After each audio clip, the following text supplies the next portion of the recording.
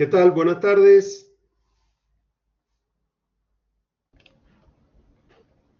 Buenas tardes, profesor.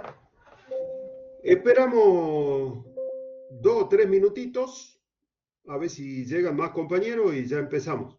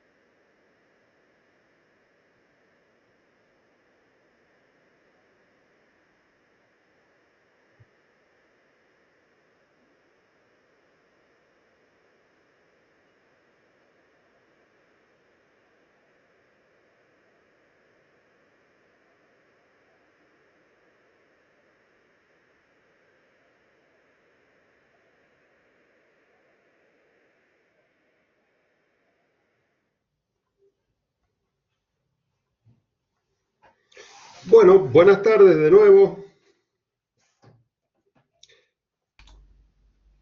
¿Quieren hacer alguna consulta antes de que empecemos con los temas de hoy?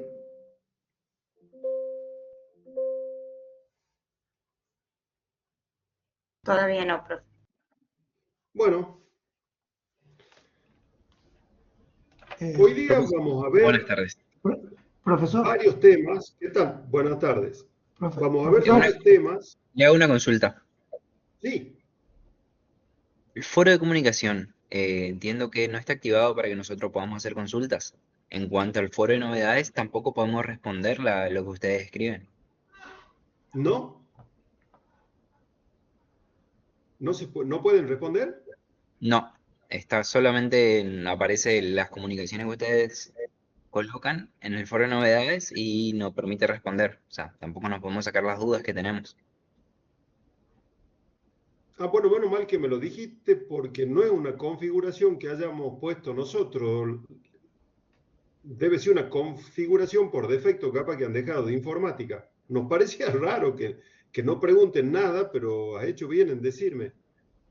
O sea, no pueden iniciar un tema de discusión, no pueden hacer nada. Exactamente, así como usted dice. No podemos hacer. Ah, bueno, bueno. Menos mal que me lo dijiste, Mario. Eh, ya voy a avisar porque yo, la verdad que mucho de cómo se maneja todo ese tema no conozco, pero ya voy a avisar para que lo solucionen desde la facultad el mismo lunes. Menos mal que me dijeron. Gracias. Bueno, eh, el próximo lunes, antes de que me olvide, van a tener una clase práctica. Y el mismo lunes el contador SIN les va a avisar qué otro día de la misma semana van a tener otra práctica, en todos los casos, sobre los temas que vamos a ver hoy. El IVA es un impuesto que tiene una característica no diferente de lo que es en otras partes del mundo, que es su forma de determinación. Tiene una forma de determinación que se denomina por sustracción. ¿A qué se refiere esta forma de determinación? No nos olvidemos el nombre que tiene este impuesto, al valor agregado. ¿Cuál es la idea de este impuesto? Que se grave exclusivamente el valor agregado en cada una de las etapas de la circulación económica de bienes y servicios. ¿Cómo se logra este efecto? Hay varias formas de hacerlo. La forma que ha elegido nuestra legislación, al igual que varias, es la de sustracción de impuesto contra impuesto. ¿Qué significa esto? Que nuestro IVA se determina restando del IVA correspondiente a las ventas de bienes y servicios, el IVA correspondiente a las compras que se hayan realizado y que estén vinculadas con esas ventas de bienes y servicios. Esa es la forma de determinación de nuestro IVA, de sustracción de impuesto contra impuesto. A diferencia de otros impuestos que ya hemos visto, acá, al multiplicar una alícuota sobre la base de cálculo, no se obtiene el impuesto determinado, no se obtiene el IVA a ingresar, sino que multiplicando la alícuota por la base de cálculo vamos a obtener solo uno de los términos de la sustracción de la que estábamos hablando hace unos instantes. A través de multiplicar una alícuota, que ya vamos a ver que hay más de una, por una base de cálculo, vamos a obtener solo el término que se denomina débito fiscal, que es el IVA correspondiente a las ventas de bienes o servicios. Pero para llegar a determinar el impuesto al valor agregado, hace falta una primera deducción, que es del IVA contenido en las compras vinculadas con esas ventas de bienes y servicios, para obtener de esa forma un saldo, que puede ser a ingresar al fisco o que puede ser a favor del contribuyente en los casos de que el IVA correspondiente a las compras sea mayor que el IVA correspondiente a las ventas del periodo. Ahí no termina toda la determinación del IVA, ya lo vamos a ver dentro de un rato, porque se puede generar en este impuesto un segundo tipo de saldo. Un segundo tipo de saldo que en caso de configurarse va a ser un saldo a favor del contribuyente. Ese segundo saldo va a provenir del cómputo de retenciones y percepciones que el contribuyente hubiera sufrido, obviamente correspondientes al IVA, que el contribuyente haya sufrido en el mismo periodo de la liquidación. ¿Está claro esto? ¿Alguna duda hasta acá? Sí, claro. Bien. El artículo 10 de la ley el artículo, tienen una clase específica sobre esto que ya le vamos a subir el link, pero vamos a repasar los conceptos principales a los efectos de darle continuidad a los temas propios de esta clase. El artículo 10 es el que se refiere, no únicamente ese artículo, pero esencialmente ese artículo es el que se refiere a la base de cálculo del débito fiscal. O sea, a la base de cálculo sobre la cual voy a aplicar una alícuota para determinar el IVA correspondiente a las ventas. Y ese artículo, el artículo 10, dice que el precio neto, cuando habla de precio neto, se refiere a la base para determinar el IVA sobre las ventas, que ese precio neto va a ser el que resulte de la factura o documento equivalente en el caso de que no corresponda emitir factura, pero ese precio neto tiene que ser el precio neto de descuentos efectuados en el mismo momento de la venta. Y además, ese artículo nos hace una aclaración. Nos dice que esos descuentos, para poder descontarlos del precio original del producto o del servicio, deben ser descuentos efectuados según las costumbres de plaza. ¿Para qué está esa previsión de la ley? Para evitar que vía descuentos, que vayan mucho más allá de lo que sería una costumbre de plaza, los contribuyentes puedan disminuir la base de cálculo sobre la cual se va a determinar el débito fiscal, o sea, el IVA correspondiente a las ventas. El mismo artículo 10, a continuación, me dice qué ocurre o qué tratamiento tengo que darle a los descuentos que yo efectúe con posterioridad al momento de la venta del bien o servicio, no en el mismo momento. Y me dice que para esos descuentos o bonificaciones, que pueden responder a cualquier concepto, no se van a deducir de la base imponible. Dice el artículo 10 que se le va a dar el tratamiento que establece el artículo 12. ¿Qué nos quiere decir con esto la ley? Y ya lo vamos a ver cuando veamos específicamente, dentro de un momento, el débito fiscal y el crédito fiscal. Que para determinar débitos fiscales por ventas y créditos fiscales por compras, en la liquidación del impuesto, la ley no me permite efectuar restas en esa determinación. ¿Desde qué punto de vista? Si yo emito una factura, tengo una base para el cálculo del débito fiscal. Si en el mismo momento en que estoy emitiendo la factura, yo voy a efectuar un descuento, sea por pronto pago, sea porque el cliente me solicita un descuento, Cantidad de sea productos. porque el cliente me compra una gran cantidad de mercadería, a ese descuento efectuado en el mismo momento de la venta, lo voy a netear del precio total, determinando una nueva base de cálculo, que es la que voy a tener en cuenta para aplicar la alícuota.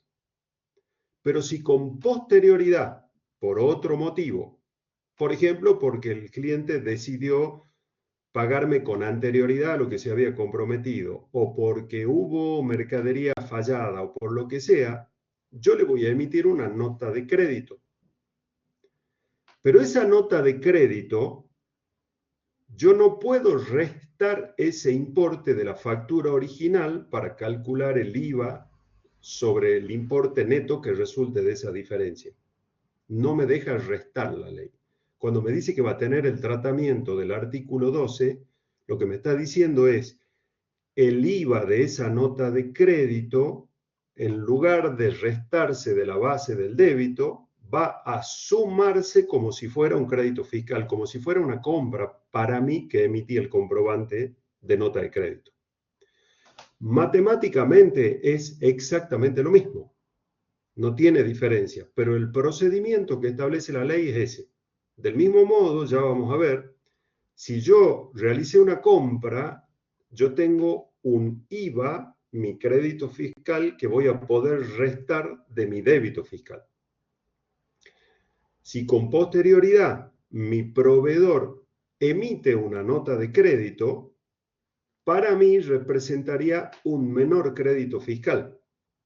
Pero en la determinación del tributo yo no puedo restar el crédito fiscal. Al IVA de esa nota de crédito que me emitieron, yo la voy a sumar a mi débito fiscal. ¿Se entiende hasta acá? ¿Está claro? Bien. El mismo primer párrafo del artículo 10 me dice qué pasa en aquellos casos en que cualquiera fuera el motivo, no existe una factura donde yo haya documentado la venta de mi bien o servicio. Hay una cuestión importante para que ustedes la sepan, por si tienen que responder en un examen escrito y más aún en un oral.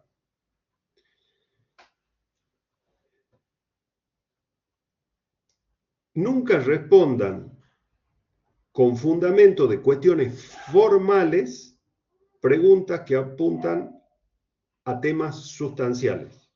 Les pongo un ejemplo. Si yo les preguntara, ¿cómo determino el débito fiscal en el caso de que no haya factura? El hecho de que haya facturado o no haya facturado no tiene absolutamente nada que ver con que no se haya perfeccionado un hecho imponible y que no exista una deuda. Entonces, le saco este tema ahora porque estamos viendo este tema, pero muchas veces vienen las respuestas que uno pregunta de una cuestión de fondo y dice, no porque no se inscribió, no tiene nada que ver. Puede estar no inscripto en la FIP, puede no tener quit y realiza un hecho imponible y por lo tanto tiene una deuda. Entonces, en este caso, en particular, la ley lo aclara. Dice, si no hay factura, no es que no haya débito fiscal. Va a ser, de nuevo, el precio de mercado el que me va a determinar la base de cálculo sobre la cual voy a determinar el débito fiscal. Entonces, la ausencia de factura no implica la ausencia de débito fiscal.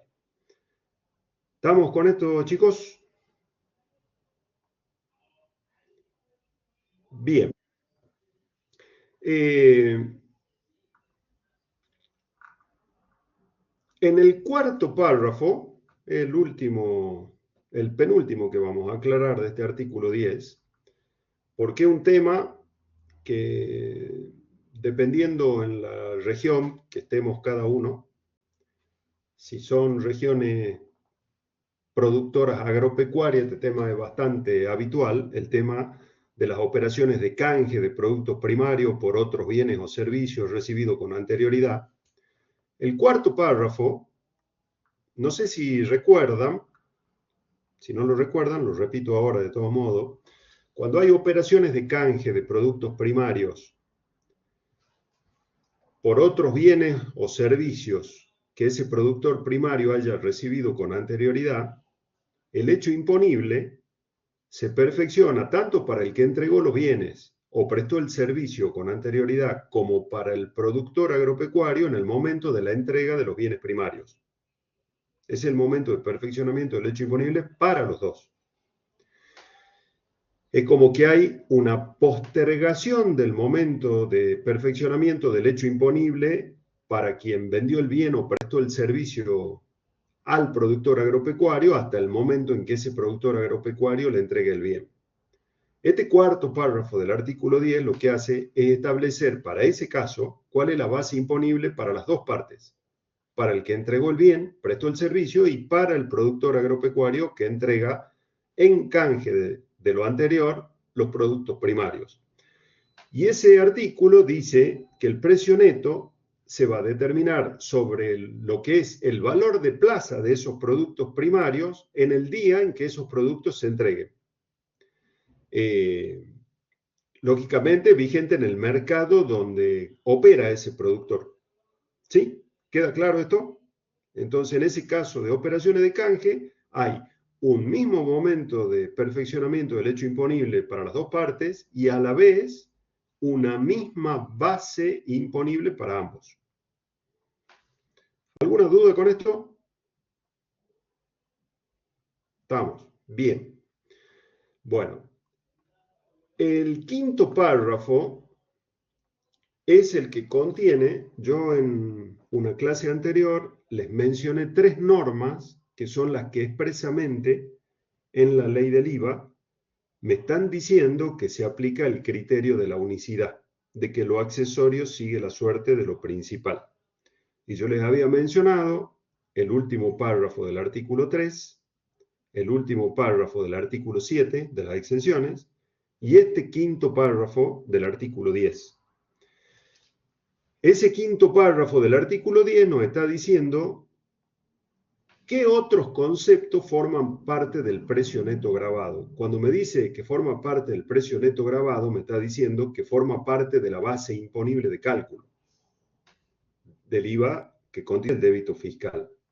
Y dice que van a formar parte de ese precio neto gravado sin importar si se facturan por aparte o en la misma factura del concepto principal.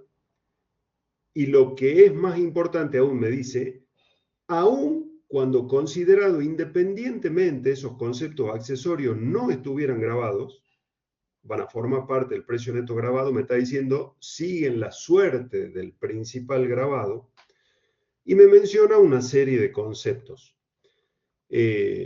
Servicios que se prestan en forma conjunta en ciertos tipos de venta, como el transporte, limpieza, embalaje, seguro, garantía, colocación, mantenimiento, pero termina diciendo y similares.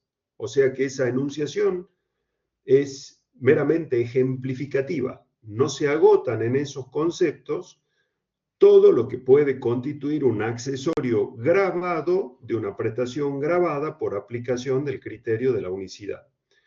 Un ejemplo, compré un televisor en una casa de electrodomésticos y la casa de electrodoméstico me ofrece, no es que venga, me ofrece el servicio de montaje en la pared del televisor. Ese servicio de montaje del televisor en la pared de mi living forma parte del precio neto gravado. Y les repito una cuestión importante de qué efectos produce o significa formar parte del precio neto gravado. Tiene 2 efectos importantes esto. El momento de perfeccionamiento del hecho imponible es el mismo, el del principal y el accesorio, y la alícuota es la misma. Esa es la importancia de formar parte del precio neto gravado por parte de un concepto accesorio. Aun cuando tuviera analizado independientemente un momento de perfeccionamiento del hecho imponible diferente, no, el momento de perfeccionamiento va a ser el mismo de la operación principal. Y lo mismo ocurre con la alícuota. La alícuota aplicable a ambos conceptos es la de la operación principal. ¿Estamos? Y lo que a ustedes más les interesa de todo esto que yo les estoy diciendo es que eso es pregunta de examen habitual. ¿Cuál es la consecuencia de que un concepto forme parte del precio neto gravado? Ya les dije las 2. ¿Sí? ¿Estamos claros con esto, chicos? Bien.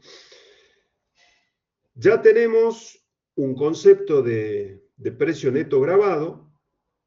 Fíjense que ese quinto párrafo me sigue haciendo una enumeración. Me habla de intereses, actualizaciones, comisiones, recupero de gastos y similares percibidos o devengados con motivo de pagos diferidos o fuera de término.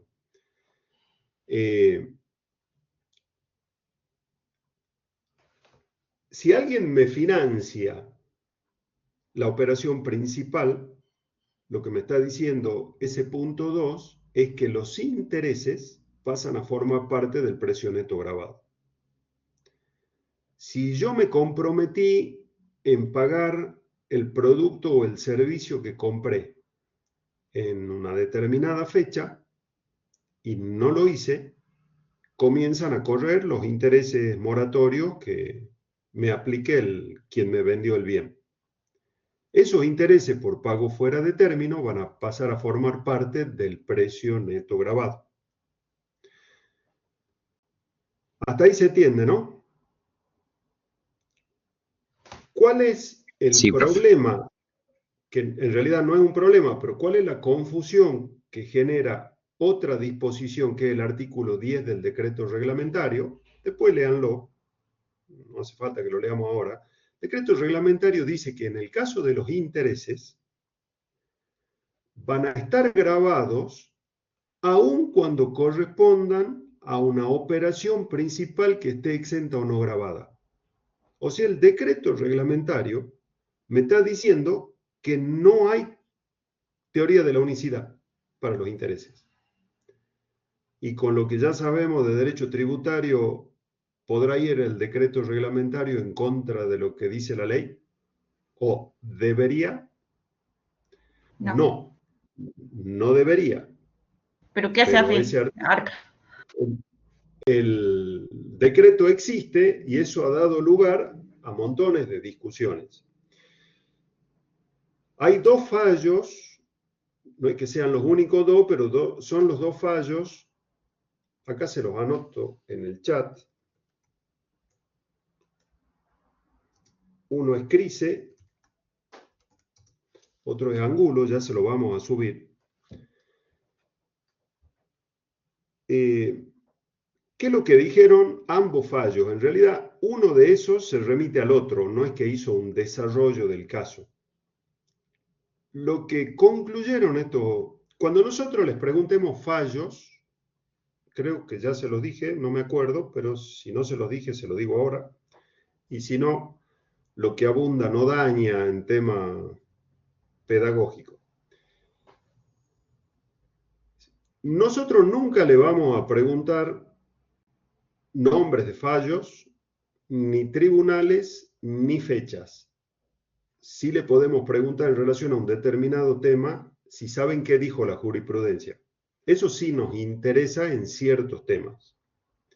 Y en este tema, ¿qué es lo que dijeron esos fallos? Que en el IVA rige el criterio de la unicidad que está establecido en el artículo 10. O sea, la jurisprudencia fue clara y dijo, rige la unicidad. Que los dos fallos son de corte. Los dos son de corte.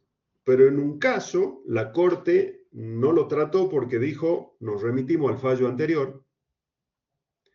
Y en el otro caso, la Corte en realidad no dijo nada.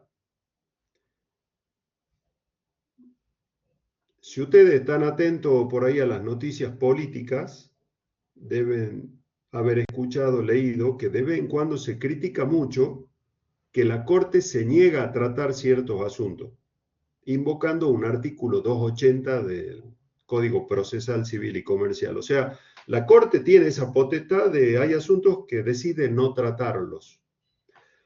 Entonces, la Corte no trató un asunto que le llegó en apelación, por lo cual quedó firme el fallo de Cámara. Y la Cámara, o sea, la instancia anterior a la Corte, dijo claramente que el artículo 10 del decreto reglamentario, la ley de IVA, era inconstitucional. O sea, es como que en los dos fallos la Corte nunca dijo que era inconstitucional. En uno no lo trató y en el otro la Corte se remitió al fallo anterior. Pero la Cámara, que el fallo que quedó firme, dijo el artículo 10 es inconstitucional. ¿Queda claro hasta acá? Bien. Y aclaró ese fallo que de la única forma en que un interés relacionado con una operación exenta o no grabada pueda quedar grabado es que quien otorga la financiación haya sido un sujeto diferente del que realizó la venta o la prestación del servicio principal.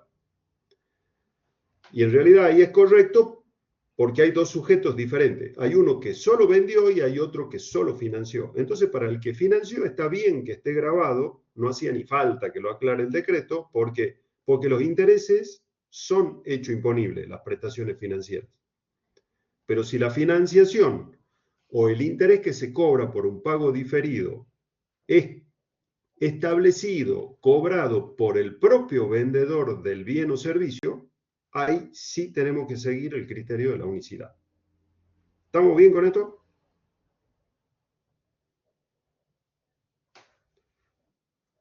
Bien. Perfecto.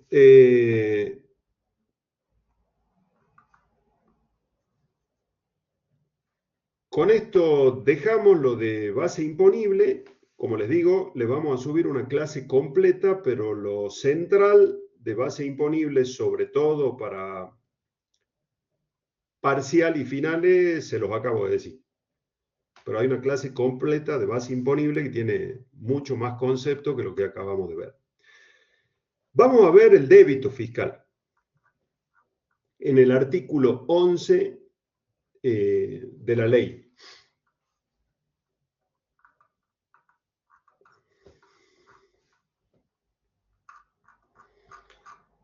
El primer párrafo del artículo 11 de la ley dice que a los importes totales de los precios netos de las ventas, locaciones, obras y prestaciones de servicio grabado a que hace referencia el artículo 10,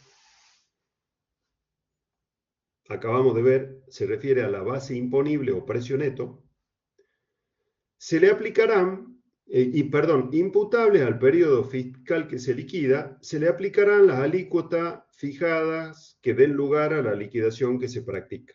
Eso dice el primer párrafo. Algo que tenemos que tener en cuenta y que es muy importante, no se olviden lo que hemos venido estudiando hasta ahora. Hemos visto qué es el objeto en el IVA, hemos visto que en algunos casos, para que se perfeccione el hecho imponible en el IVA, se requería que haya un sujeto especial. Por ejemplo, en la venta de cosa mueble tenían que ser los sujetos de los incisos A, B, D, E del artículo 4. En el caso de la obra sobre inmueble propio, tenía que ser una empresa constructora. En el caso de las prestaciones de servicio o locaciones de servicio, no hace falta un sujeto especial. Esto ya lo vimos. ¿Qué quiere decir? Que cualquier sujeto que por primera vez en su vida realice una prestación de servicio que está grabada, se transformó en responsable del IVA. ¿Sí? Y acuérdense lo que hemos dicho. Ahí viene otro tema vinculado con cosas formales.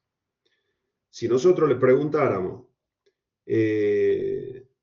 si yo me compro una bordeadora y me dedico a cortarle el pasto a los vecinos, estoy realizando algún hecho imponible en el IVA, me transformé en sujeto de nunca me respondan, y si es monotributista, no. Porque eso es otra cuestión. Eso es otra cuestión. Esa es otra modalidad de inscripción que tiene el contribuyente, pero no quiere decir que lo anterior no sea hecho imponible en el IVA. Ahora, si el contribuyente opta por ser monotributista, es otra historia, ¿sí? Por eso les digo, nunca respondan con temas formales, preguntas que pasan por lo sustancial. Después que hemos estudiado, sabemos que si sabemos que algo está grabado, tenemos que ver si no existe una exención, porque si existe una exención, no va a existir obligación tributaria a pagar, no van a ser nunca. ¿Qué más hemos estudiado? En el caso de que sepa que está grabado, tengo que saber cuándo se perfeccionó el hecho imponible. Y eso está en el artículo 5. ¿Y para qué me sirve saber el momento en el que se perfecciona el hecho imponible? Porque voy a saber de esa forma a qué periodo tengo que imputar ese hecho imponible.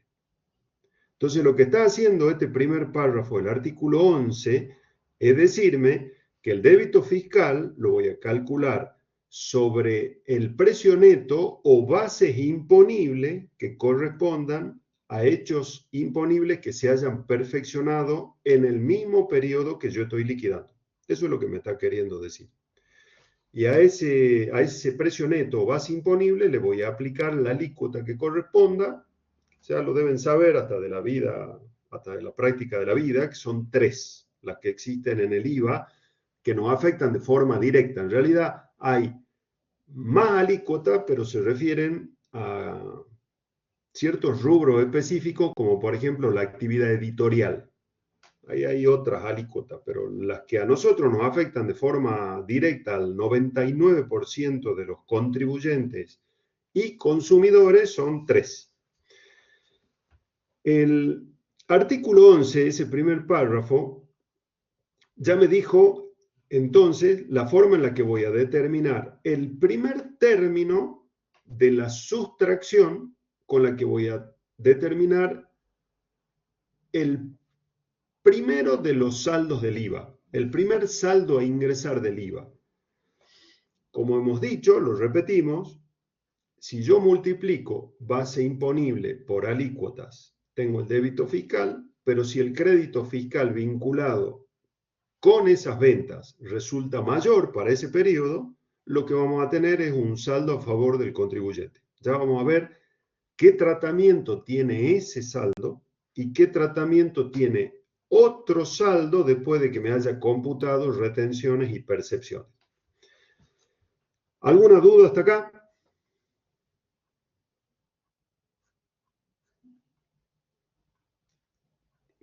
¿Estamos bien?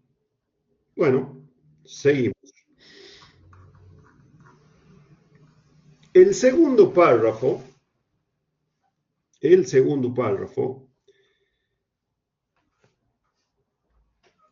me habla justamente de lo que estábamos mencionando hace un momento, cuando decíamos la ley en la determinación no me va a dejar restar. Dice ese segundo párrafo del artículo 11. Al impuesto así obtenido, al que surge por la aplicación de la alícuota sobre la base imponible, se le adicionará el que resulte de aplicar a las devoluciones, rescisiones, descuento, bonificaciones o quita que respecto del precio neto se logren en dicho periodo, la alícuota a la que en su momento hubieran estado sujetas las respectivas operaciones. Entonces, me está diciendo la ley expresamente que si mi proveedor dice descuento, bonificaciones, quita que se logren en el mismo periodo, o sea, que me beneficien a mí que estoy liquidando. Si mi proveedor me realizó una quita, una bonificación, un descuento, lo que en principio para mí representaría un menor crédito fiscal, no me va a dejar restarlo del crédito fiscal del periodo de la ley, sino que me dice súmelo al débito fiscal. Eso es lo que me dice. ¿Qué es importante saber? No es algo que suceda con habitualidad, porque las alícuotas no se están modificando permanentemente. Pero es importante lo que dice la ley de cómo determino ese monto que tengo que adicionar al débito fiscal. Dice, multiplicar sobre el precio neto del descuento que me están haciendo, la alícuota a la que en su momento estuvo sujeta esa operación. Entonces, supongamos que yo me dedico a vender heladera y lo que compré es una heladera. La compré hace 4 meses. Y hace 4 meses, para la venta de heladeras, estaba vigente la alícuota del 21%.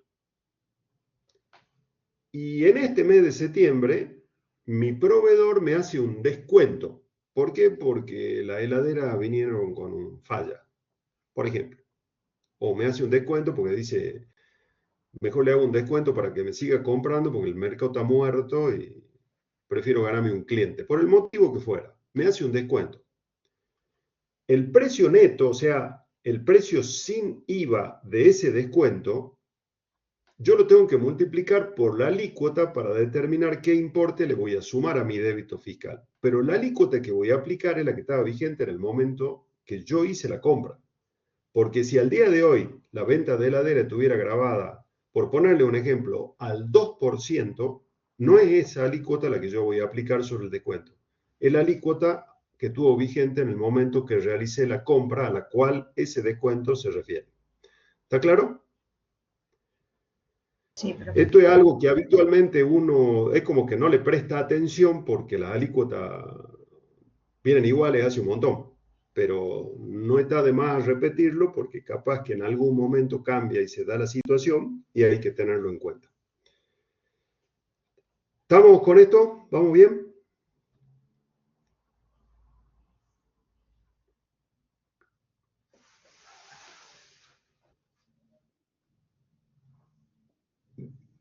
Bien. Bueno.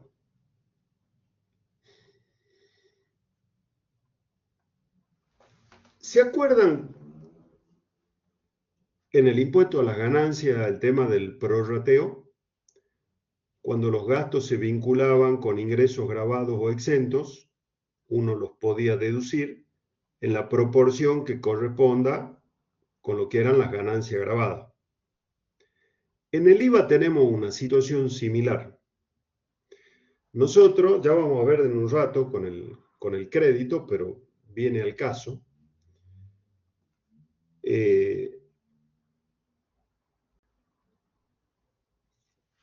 Supongamos que yo en un negocio vendo libros y vendo videos de película y CDs.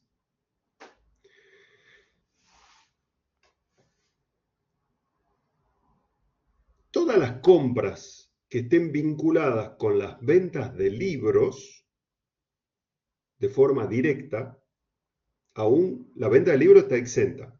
La venta de CD, de los videos, está grabada. Todas las compras que yo hubiera efectuado, que las pueda identificar vinculadas de forma directa únicamente con la venta de libros, es un IVA que yo no me voy a poder computar como crédito fiscal. ¿Por qué? Porque se vincula con ventas exentas. Si yo puedo identificar compras que se vinculen únicamente con ventas grabadas, yo a ese IVA contenido en esas compras lo voy a poder computar de forma íntegra. Pero hay gastos compras que yo puedo no poder identificar en qué medida se vinculan con mis ventas grabadas y ventas exentas. Por ejemplo, el IVA contenido en las facturas de luz del negocio. No tengo forma de identificar en qué medida se vinculan con venta grabada o exenta. Entonces, ¿qué voy a hacer con ese IVA? Lo voy a tener que prorratear. Voy a tener que ver el coeficiente que surge de vincular ventas grabadas sobre el total de ventas del periodo. O sea, sobre ventas grabadas más ventas no grabadas o exentas. Ese coeficiente se lo voy a aplicar a ese IVA que no sé cómo computarlo. Y ahí me va a dar la parte computable. ¿Me siguen hasta acá? ¿Sí? Bien. El artículo 50 del decreto reglamentario lo que me está diciendo es, cuando me hagan un descuento que tengo ahora que devolverlo como débito fiscal, lo que estábamos viendo hace un ratito, dice, si yo a ese crédito fiscal que ahora debería restarlo, en su momento cuando hice la compra, solo lo pude computar parcialmente, ese mismo coeficiente se lo voy a aplicar al IVA contenido en la nota de crédito que me está emitiendo mi proveedor. Y el débito fiscal que tengo que incorporar es esa porción, únicamente, no el total. ¿Está claro? Y prorrateo todo, digamos, profe. Claro. Yo ahora que me han hecho el descuento de la heladera, volvamos al tema de la heladera, digo, me descontaron tantos pesos. Aplico la alícuota a la que estuvo vigente la compra de la heladera en aquel momento. Y ahí tengo el IVA que en principio yo debería adicionar como débito fiscal. Pero digo, yo cuando compré la heladera, no me computé el 100% del IVA porque lo tuve que prorratear. ¿Qué porcentaje me computé? el 60%. Bueno, entonces el 60% del impuesto que va sobre el descuento es lo que voy a tener que sumar como débito fiscal. Tampoco es una situación que se dé muy a menudo, pero lo tengo que tener en cuenta. ¿Sí? Bien.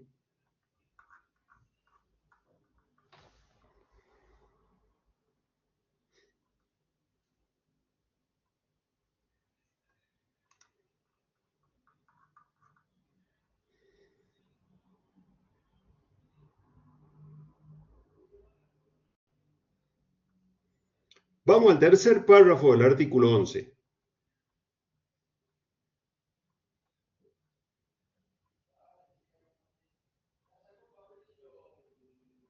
Paren bien la antena porque siendo viernes y hasta ahora, este tema es bastante complicado y ya se lo voy a repetir varias veces porque suele ser pregunta de examen, ya le voy a decir de qué forma.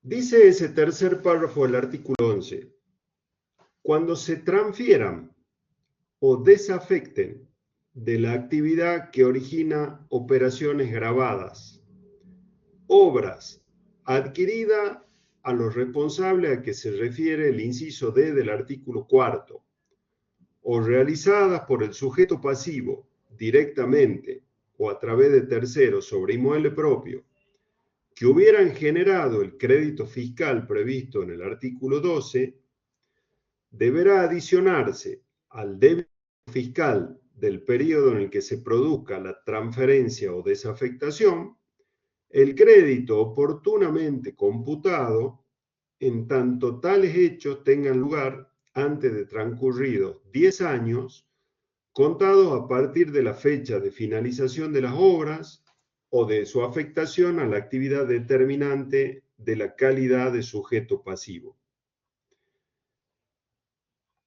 Hermoso trabalengua, ¿no es cierto? ¿Cuál es la situación que plantea la ley? Yo realicé hay dos situaciones, pero en realidad el efecto es el mismo. Yo realicé una obra, construí el edificio en el que desarrollo mi actividad comercial, lo construí yo. Recuerden el concepto de obra sobre inmueble propio. Es alguien que realiza una obra sobre un inmueble de su propiedad para lucrar con la construcción o su posterior venta. Cuando habíamos visto esto en una clase, decíamos, si lo vende esa obra dentro de los 3 años de que la finalizó, estamos en presencia del hecho imponible, obra sobre inmueble propio. Y tiene un débito fiscal, lógicamente. Pero decíamos, si durante 3 años lo tuvo alquilado y lo vendía con posterioridad, o sea, no lo vendió durante los 3 primeros años, sino con posterioridad, habiéndolo tenido alquilado durante 3 años, al momento de venderlo no había débito fiscal, pero tenía que devolver todo el crédito fiscal que se haya computado por esa construcción. Entonces, acá lo que me está diciendo la ley es una situación vinculada con todo esto. Es, si un sujeto construyó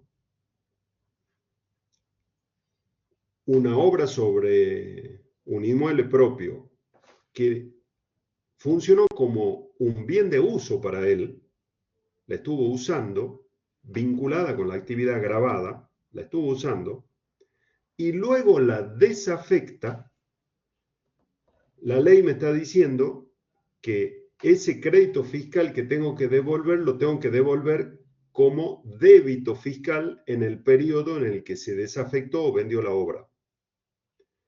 Pero fíjense lo que dice, siempre que esto haya ocurrido dentro de los 10 años desde que se finalizó la obra o se la afectó a la actividad grabada. Volvamos a hacer nuestro diagrama de tiempo. Yo lo voy a hacer al revés con las manos para que se ubiquen ustedes, como que me están mirando de frente. Acá tengo la finalización de la construcción o la afectación de la obra. Durante los 3 primeros años, si la vendo, tengo débito fiscal, obra sobre inmueble propio. Ese es el hecho imponible. Si la estuve alquilando o utilizándola y con posterioridad la vendo, tengo que devolver el crédito fiscal. ¿Cómo lo devuelvo? Incorporándolo como débito. Pero estoy acá en los 3 años y acá tengo los 10. Si esa desafectación o venta la hago después de los 10 años, desde que terminó la obra, o que la afecté a la obra, a la actividad grabada, ni siquiera tengo que devolver el crédito. ¿Estamos? Dentro de los 3 primeros años tengo débito. Entre los 3 y los 10 tengo devolución de crédito. Después de los 10 no tengo nada. Ni obra sobre inmueble propio que genere débito fiscal, ni tengo obligación de devolver el crédito. ¿Estamos? Profe, y en el caso de que el inmueble fuera transmitido por sucesión, ahí cómo se computa, es como que desde el momento en que lo adquirí o la ley tributaria acá toma como autonomía y dice no, se continúa la suerte del causante, entonces también, no sé si me entiende la idea. Sí. Yo recibí como sucesora un bien, ese propio, y construyo y todo esto, pero por el tema del plazo de los 10 años que usted me indica. No se olviden que los sucesores son continuadores de la persona del causante. Entonces, si durante el transcurso de la vida del causante ya transcurrió una X cantidad de años, esos años se computan para el efecto que van a tener para los sucesores. Perfecto. Es como que no se pierde el tiempo transcurrido. Perfecto, perfecto. Si el sucesor o la sucesión podría ser, decide no continuar con ese inmueble afectado a actividad grabada, la sucesión se transformó en el nuevo responsable inscrito en el IVA y en la DJ del IVA de la sucesión hay que devolver ese crédito fiscal. O en el de los sucesores, depende si alguno decide desafectarla. Pero una vez que han llegado los 10 años desde que la afectó el difunto, después ni la sucesión ni los sucesores tienen que devolver nada. ¿Estamos? Bien.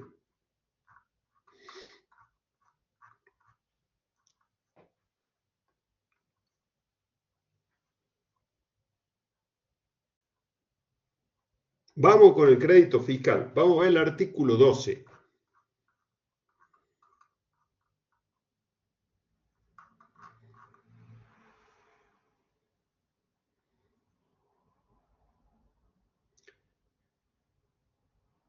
Yo le voy a, bueno, si quieren anoten, si no quieren no anoten, después ven la clase y lo escriben. Pero le voy a dictar 7 requisitos para que el IVA contenido en las facturas de compra de bienes y servicios se pueda computar como crédito fiscal.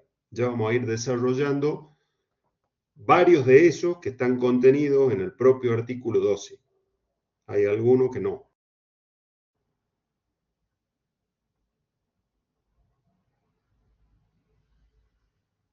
Primer requisito, que el crédito fiscal sea imputable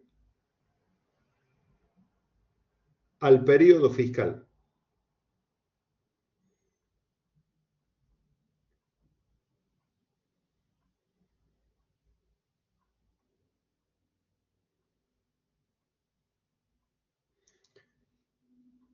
Un poco nos adelantamos a esto, ya lo vamos a explicar de vuelta. ¿Qué quiere decir imputable al periodo fiscal? No se olviden que yo como comprador, acá estoy hablando del crédito fiscal, soy la otra cara de la moneda. Para que sea imputable a mi periodo fiscal, tiene que haberse perfeccionado el hecho imponible para el vendedor en este mismo periodo fiscal. Esa es la forma de saber cuándo es imputable el crédito fiscal a este periodo fiscal. Segundo requisito, que esté facturado y discriminado ese IVA en la factura de compra. Ejemplo, me voy a comprar al corralón un foco para la oficina que se quemó, para la oficina de administración del negocio. Y lo mandé a un empleado y fue, compró el foco y le dieron un ticket como si fuera el vecino de la esquina. Ese ticket tiene facturado un precio total y no tiene discriminado el IVA. No lo puedo computar. Porque además en la factura ni siquiera figura el número de quit de la empresa compradora. Pero lo principal de todo es que el IVA no está discriminado. Tercer requisito, que la documentación respaldatoria, donde figure el IVA de la compra, sea de los comprobantes autorizados y obligatorios por parte de la normativa. O sea, la discriminación no me puede venir escrita con una virome BIC en una hoja A4. No sirve de nada.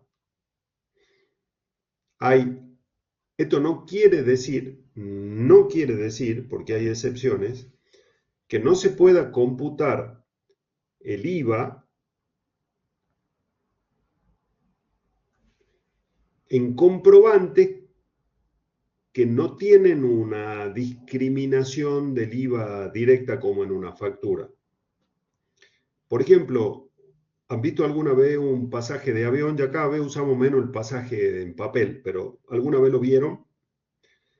Y ahí no tengo discriminación de IVA. Pero, para que lo sepan, porque no es algo muy común, uno le tiene que pedir a la compañía aérea que le emita la liquidación del IVA contenido en el pasaje.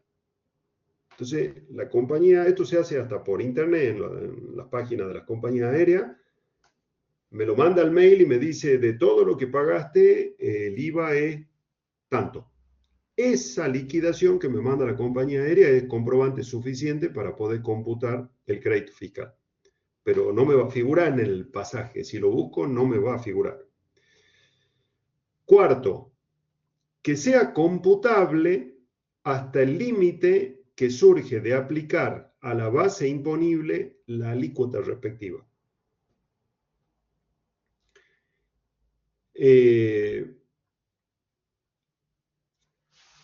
Esto se llama regla de tope.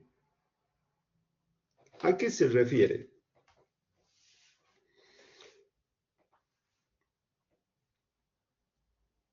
Ya se dan menos casos, pero no quiere decir que no se den los casos. Antes, cuando se hacían los comprobantes manuales, no desaparecieron los comprobantes manuales, no nos olvidemos. Solo que el comprobante manual sigue existiendo como un comprobante de respaldo para el caso en el que existiera una imposibilidad de emitir los comprobantes electrónicos. Pero no es que desaparecieron de todo. Pero en la época en la que solo existían los comprobantes manuales, se completaban a mano. Y obviamente se hacía un cálculo, el que hacía el comprobante hacía un cálculo. Entonces, por ahí, qué sé yo, podía pasar cualquier cosa haciendo ese cálculo. Entonces, la factura mostraba un precio neto, mostraba un IVA y un total. Si el IVA que estaba contenido y discriminado en la factura resultaba mayor que el que surge de multiplicar el precio sin IVA de la factura por la alícuota de esa operación, yo me tenía que computar el menor. Y si el IVA que figuraba en la factura era menor al que surgía de multiplicar el precio sin IVA por la alícuota, yo me tenía que computar el precio que figuraba en la factura. O sea, siempre el menor de los dos. Eso es la regla de tope. ¿Se entiende?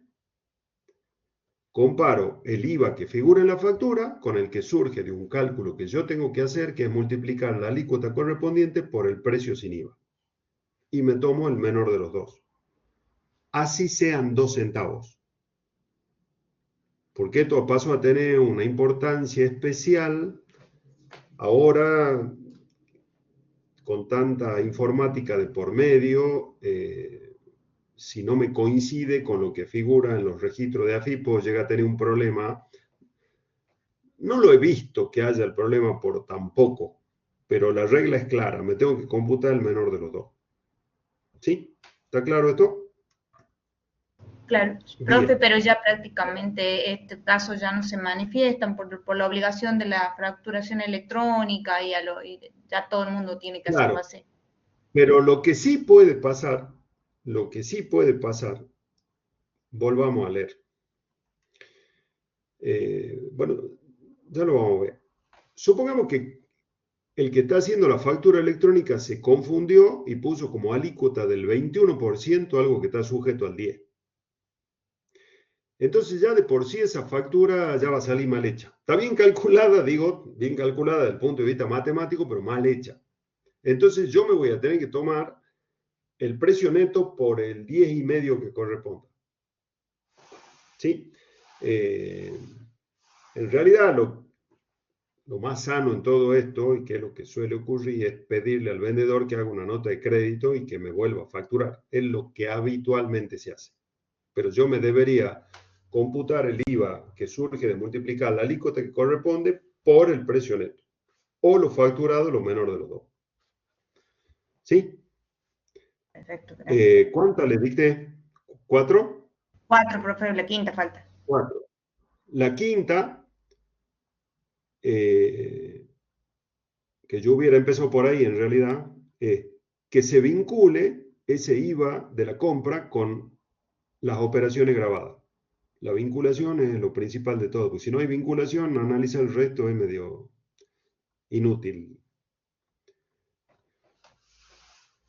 Sexto, obviamente que para poder computarse el IVA no hay otra forma de que sea el responsable inscripto en IVA quien está haciendo el cómputo. Otro tipo de responsable no lo puede hacer. Y vinculado con el punto 1, que las operaciones que para mí van a ser crédito fiscal hayan perfeccionado para el vendedor el débito fiscal.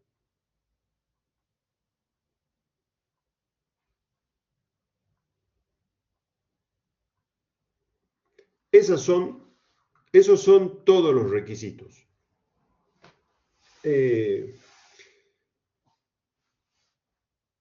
Este último requisito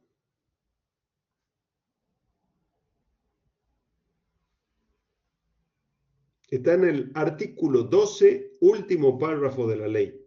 Dice, en todos los casos, el cómputo del crédito fiscal será procedente cuando la compra o importación definitiva de bienes, locaciones o prestaciones de servicio hubieran perfeccionado respecto del vendedor, importador, locador o prestador de servicio los respectivos hechos imponibles.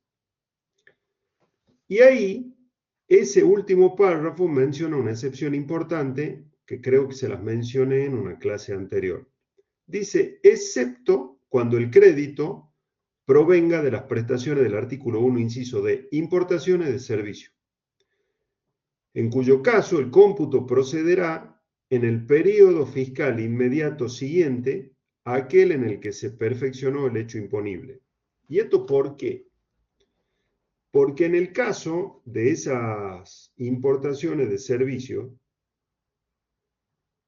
el sujeto pasivo a quien se le genera el hecho imponible es al importador.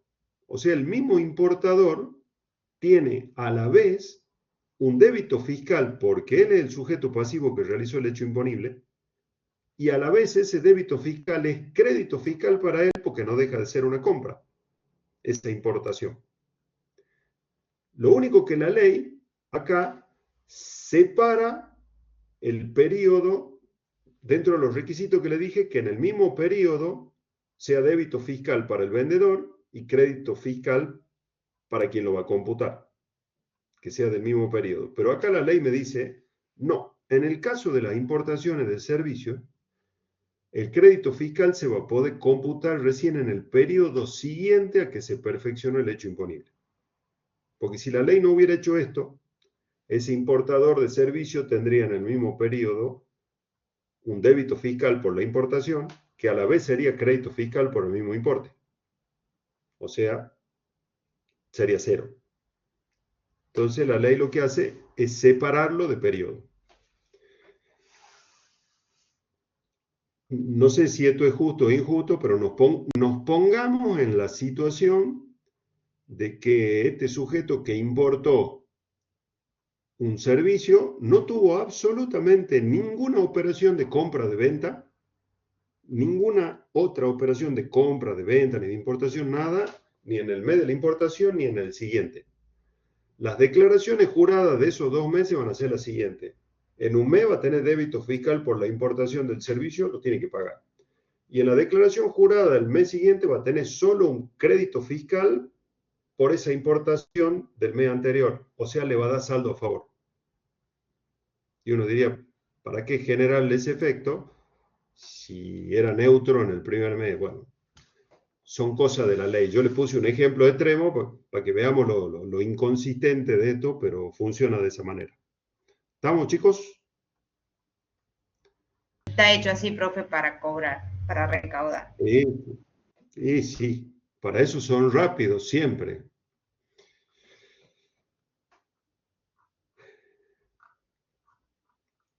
Bueno, el artículo 12 comienza diciendo del impuesto determinado por aplicación de lo dispuesto en el artículo anterior, los responsables restarán, o sea, del débito fiscal, los responsables restarán.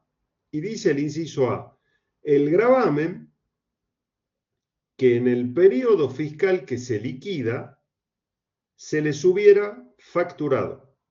Entonces de ahí surge uno de los requisitos que le dije, que es que el IVA esté discriminado en la factura. Ese requisito también surge de la ley.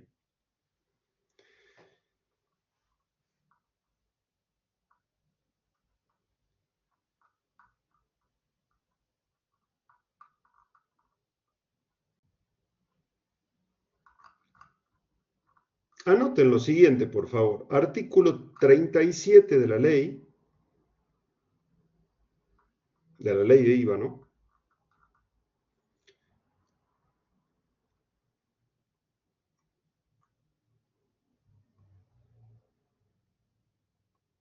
Y acá se lo dejo en el chat.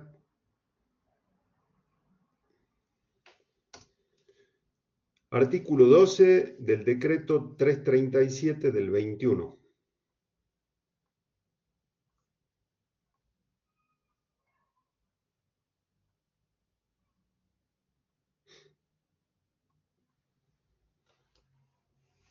¿Qué dicen esos dos artículos? El 37 de la ley dice que cuando un responsable inscripto le facture una venta de un bien o una prestación de un servicio a otro responsable inscripto, en la factura debe discriminar el IVA correspondiente a esa venta del bien o servicio. Históricamente, esto tómenlo parcialmente, pero históricamente esas eran las únicas facturas en la cual se discriminaba el IVA, de un inscripto a otro inscripto. Ese artículo 12 del decreto 337 del 2021, tiene una historia larga el decreto ese, pero ¿qué dice?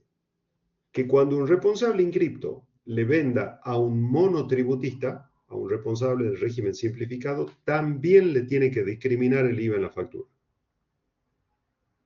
¿Y esto por qué? Ya vamos a ver, la semana que viene le vamos a subir la clase de teoría, le vamos a subir el link de la clase de teoría del monotributo. ¿Esto por qué? Era por el tema del monotributo, ¿no? Es porque para ayudarlos a que tengan el IVA, sobre todo en las últimas categorías, ¿no está relacionado a eso? Sí, es para cuando el monotributista se pasa al régimen general, hay como un régimen, no es un régimen de fomento, pero hay ciertas facilidades que se le dan a ese monotributista para que no sufra tanto. Entonces, tiene ciertos beneficios que otorga una ley, y para poder gozar de esos beneficios hace falta que tengan el IVA discriminado por compras realizadas mientras todavía eran monotributistas. ¿Esto por qué? porque antes de que exista ese decreto, habían habido muchos casos desagradables para quienes lo sufrieron, de que se enteraron que habían dejado de ser monotributistas hace 2 años, jurídicamente. En los hechos seguían facturando, pero estaban afuera del monotributo. Entonces, de golpe venía una determinación de oficio y le decía, usted me debe el IVA desde hace 3 años y las declaraciones de ganancia. Entonces, tenían débitos fiscales por las ventas, tenían un precio de venta, pero no tenían créditos fiscales. ¿Por qué? Porque no tenían una esencialmente, es lo que decidió la jurisprudencia, no tenían factura que le haya discriminado el crédito. Entonces eran deudas monstruosas. Por eso vino este régimen. Claro, sí, es un régimen, Diego, que puede permitirle a un monotributista volver al monotributo en algunos casos o pasarse al régimen general cuando no le queda otra, pero tener un beneficio durante un cierto tiempo. Ahí viene el cómputo de estos créditos fiscales facturados durante el momento en el que todavía era monotributista. Ya lo vamos a ver, pero es el sentido del por qué discriminar IVA a un monotributista. Si uno dice, ¿cuál es el sentido? Si el monotributista no determina un IVA, no está obligado a presentar declaraciones juradas, es para ese régimen de traspaso o de permanencia, es para eso. Bueno, ahí tenemos otro artículo que nos menciona uno de los requisitos que mencionamos al comienzo. El mismo inciso A del artículo 12 dice el gravamen que en el periodo fiscal que se liquida se le hubiera facturado por la compra, etcétera, etcétera. Y dice, desde la mitad de ese primer párrafo del inciso A, dice, hasta el límite del importe que surja de aplicar sobre los montos totales netos de las compras de bienes o servicios la alícuota a la que dichas operaciones hubieran estado sujetas en su oportunidad. Esa es la regla de tope.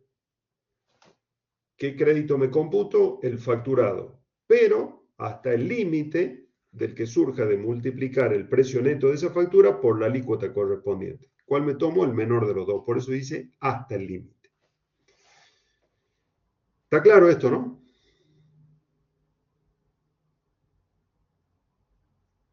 Bueno. El segundo párrafo de ese inciso A hace mención a otro de los requisitos que hemos mencionado. Dice, solo podrán tomarse como créditos fiscales, solo podrán computarse como tales, los IVA correspondientes a las compras, importaciones definitivas, locaciones y prestaciones de servicio que se vinculen con operaciones grabadas. Pero ustedes fíjense que dice en la medida que se vinculen. Cuando me dice en la medida que se vinculen, ya me empieza a dar la pauta de que si se vinculan con operaciones grabadas y no grabadas, voy a tener que hacer un prorrateo, lo que hablábamos hace rato. Pero recuerden lo que les dije del prorrateo, porque esto es importante en la misma práctica. Si mi actividad consiste en operaciones grabadas y exentas, yo no tengo por qué prorratear todos los créditos fiscales. Yo tengo primero que fijarme qué puedo identificar que se vincula únicamente con operaciones grabadas o únicamente con operaciones exentas o no grabadas. En un caso voy a computar todo el crédito fiscal de esas compras y en el otro caso nada. Solo voy a prorratear cuando yo no pueda identificar en forma directa con qué tipo de operaciones se vinculan. Les doy ejemplos. La luz del local, lo mismo el servicio de gas, de agua, los honorarios del contador de la empresa. Si el contador es responsable inscripto, le va a facturar con IVA y el contador da un servicio integral. Se va a vincular con las operaciones grabadas o exentas. Una compra de librería, porque se va a vincular con todo. Si yo compro, por ejemplo, ropa para uso de trabajo, uniformes para el personal, y difícilmente tenga un uniforme para el personal que hace las ventas de producto grabado y otro exenta. Ahí también voy a tener que prorratear. El combustible de los automóviles que sean de la administración de la empresa, todo eso va a prorrateo, por ejemplo. ¿Sí? ¿Se entiende? Bien.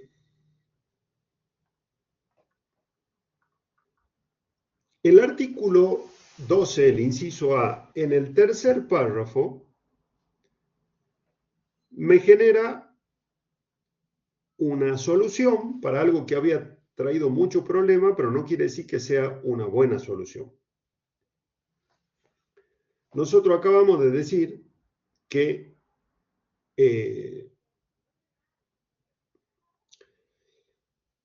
en la medida que se vincule con operaciones grabadas, yo voy a poder computar créditos fiscales. La ley en ese párrafo del inciso A me dice, no se consideran vinculadas con operaciones grabadas. O sea, aun cuando tuvieran vinculación con operaciones grabadas, la ley me dice no. Esto, que te voy a describir a continuación, no te lo vas a poder computar prácticamente en ningún caso como crédito fiscal. Y comienza una enumeración. Dice, compra de automóviles, importaciones de automóviles, alquiler de automóviles, incluidos los leasing, en la medida de que el costo del automóvil por la compra, el costo de importación o el costo del automóvil alquilado fuera superior a 20.000 pesos, lo mismo ridículo 20.000 pesos que vimos en el impuesto a la ganancia. Entonces, si yo me compro un auto común y corriente, ninguna maravilla para la administración de mi empresa, un auto que me cueste 30 millones de pesos,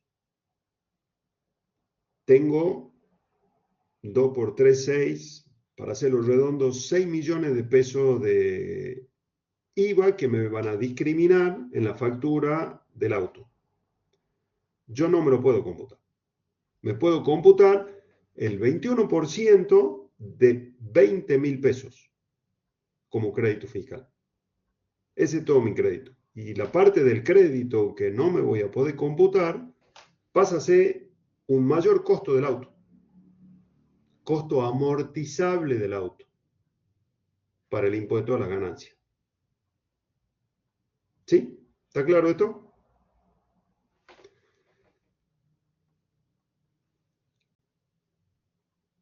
Le aclaro otro tema vinculado con esto. Les prometo que a las 9 terminamos para no volverlo loco porque es viernes y no quiero que se me terminen de dormir en clase. O sea, llegamos hasta donde llegamos a las 9.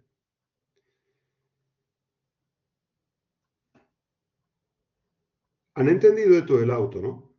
¿Qué me puedo computar, qué no?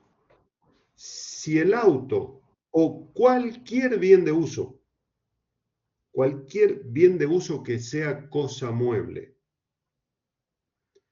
yo lo vendo por el artículo 4 de la ley, el que trata el tema de los sujetos, ya le vamos a subir una clase de eso, eso es hecho imponible en el IVA, la venta de cosas muebles que sean bienes de uso.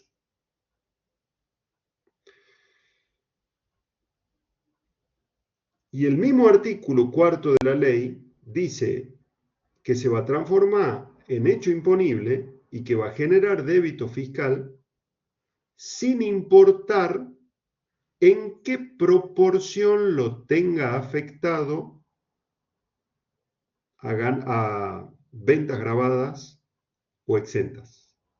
Se lo voy a traducir a esto. Supongamos que ese auto de la administración que yo les dije que costó 30 millones de pesos, me discriminan un IVA de 6 millones. ¿Cuánto me voy a poder computar yo? El 21% de 20.000 pesos.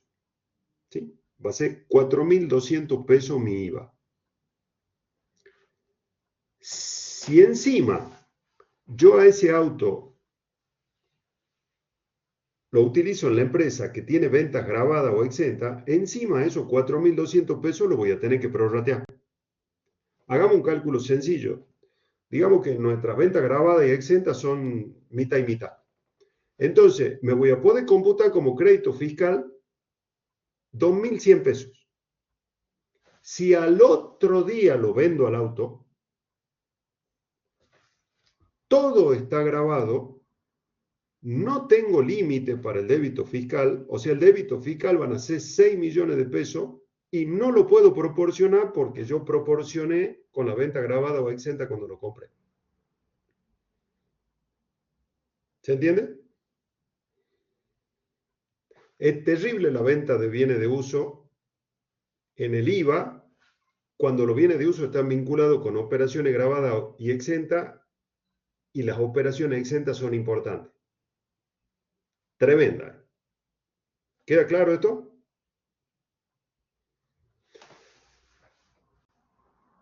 Bien. El segundo párrafo de ese punto 1 me dice que la limitación dispuesta en este punto, o sea, de no poderme computar créditos fiscales por arriba de lo que sería un costo de 20.000, no será de aplicación cuando los automóviles tengan para el adquirente el carácter de bienes de cambio o constituyan el objetivo principal de la actividad grabada, alquiler, taxi, remise, viajantes de comercio y similares. Algo idéntico a lo que veíamos en el impuesto a las ganancias.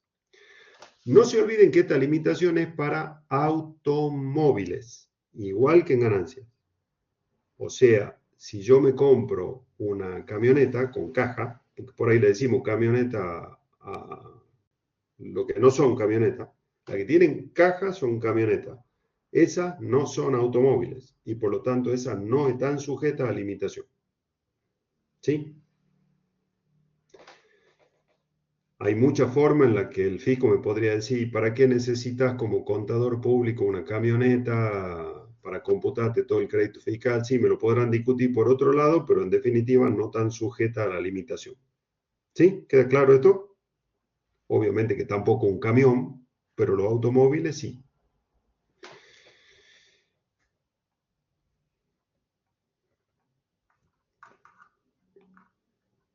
El artículo 51 del decreto reglamentario me dice qué se entiende por automóvil. En realidad remite a la definición de automóvil que da la ley de tránsito, pero dice que no incluye a vehículos concebidos y destinados para el transporte de enfermos, ambulancias. Recordemos la ley de tránsito que decía de los automóviles. Dice automotores concebidos para el transporte de personas de hasta 8 pasajeros, excluido el conductor, que tengan 4 o más ruedas y lo de 3 ruedas que pesen más de 1.000 kilos. Esa era la definición. Digo, si algún día necesitan saber si lo que ustedes tienen que analizar es un auto o no, vayan a la ley de tránsito a buscar la definición. No le vamos a estar preguntando en un examen, me refiero que es un automóvil. Pero recuerden que la limitación es para lo que se considera automóvil según la ley de tránsito. Vamos a terminar con el punto 4 de ese inciso A del artículo 12, que es otro concepto que la ley no considera vinculado con operaciones grabadas. Dice las compras e importaciones definitivas de indumentaria que no sea ropa de trabajo y cualquier otro elemento vinculado a la indumentaria y al equipamiento del trabajador para uso exclusivo en el lugar de trabajo. El artículo 52, segundo párrafo del decreto reglamentario, amplía esto de la ropa, que no me voy a poder computar el IVA, y dice tampoco será de aplicación la restricción para la compra de ropa cuando la indumentaria y los accesorios de la indumentaria del trabajador tengan para el comprador el carácter de bien de cambio, o sea, si vende eso, o cuando la ropa que se compra o otros elementos para el trabajador, por ejemplo, casco, máscara, etcétera, guante, sean para uso exclusivo en el lugar de trabajo. Menciona, por ejemplo, camisas con logos, excluido lo que sirvan o se destinen indistintamente fuera y dentro del ámbito laboral. Entonces, por ejemplo, me compré esta camisa o se la compré a uno de mis empleados para que atiendan todo con camisa celeste. Y esta camisa no tiene logo. Tranquilamente puede ser de uso indistinto en el lugar de trabajo o en la vida personal. Entonces, por la ley, por el decreto, no sería admisible el cómputo del crédito fiscal. Ahora, menciona camisa con logo, pero si a esta misma camisa le pongo un escudito acá al costado en la manga que diga, no sé, con la sigla de la empresa, por lo que dice el propio decreto, se transformó en una ropa del lugar de trabajo y sí me podría computar el crédito fiscal. Entonces digo, hay muchos casos que son bastante grises la división de qué es Profe, ropa. hay un fallo inclusive ahí que le gana esta Sí, periodista Ruiz Guiñazú, creo que fue, que ya falleció, creo, sí, sí. precisamente porque le hacen una determinación de oficio y le observan que ella cargaba todo lo que era la ropa que usaba para su trabajo Claro, y nada más que en ese caso era le gana. deducible en ganancia, pero el concepto en realidad es el mismo. Pero claro, pero lo extendieron también para el Sí, tema, sí, sí, para IVA, creo, porque se tomaba claro. todo, Sí, sí, sí. todo. Y a ella le Entonces, a dieron la la larga razón. podría ser tomado la ropa del abogado, bueno, en el caso del contador, por ejemplo, usted dice una camioneta, no, pero si yo digo que trabajo con el campo, es decir, voy a ver mis clientes en el campo, y ya ahí podría Sí, aplicarse por extensión esos fallos o no. sí, sí, sí, tal cual. Eh, Cierro con esta idea, ya terminamos. Acuérdense que el lunes a las 8 tienen clase. No sé si se los dije, si tuvimos oportunidad, creo que no, cuando fue el impuesto a las ganancias, pero hoy por hoy, fíjense un cachito más adelante, nomás en la ley, fíjense que más adelante, este inciso A que me establece limitaciones, menciona que tampoco el IVA correspondiente al artículo 3, inciso E, punto 1, 2, 3, 4, 13, 15, 16. Bueno, después fíjense en el artículo 3 y es todo lo que nos puede divertir o hacer bien en la vida, el IVA crédito fiscal no lo puedo computar. Pileta de natación, gimnasio, sauna, casa de masaje, hoteles.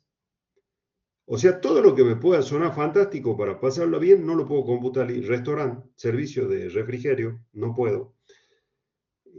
Pero siempre me pregunté, lógicamente que daría motivo a discusión, ¿quién puede discutir la importancia para la salud mental de cualquiera, y sobre todo de los contadores públicos que nos dedicamos a los impuestos, de un gimnasio, de un psicólogo, de las clases de Reiki, de yoga o de lo que fuera que uso para tratar de no volverme loco con el trabajo? Incluido el IVA, si todo eso fuera el responsable inscripto. O sea,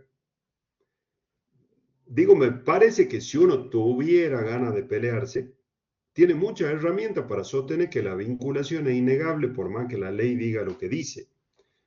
Y sobre todo, si uno tuviera, por ejemplo, un certificado médico y estudio que demuestren que este contador que está dando clase está al borde de la locura, así que déjenlo en el gimnasio tranquilo y que se compute el IVA crédito fiscal. Pero digo, hay muchas cosas que me parece que son discutibles, pero cada vez menos discutibles. Bueno, hasta acá llegamos, chicos. Con José Singh van a tener la clase del lunes y ahí establecemos cuál es la próxima clase.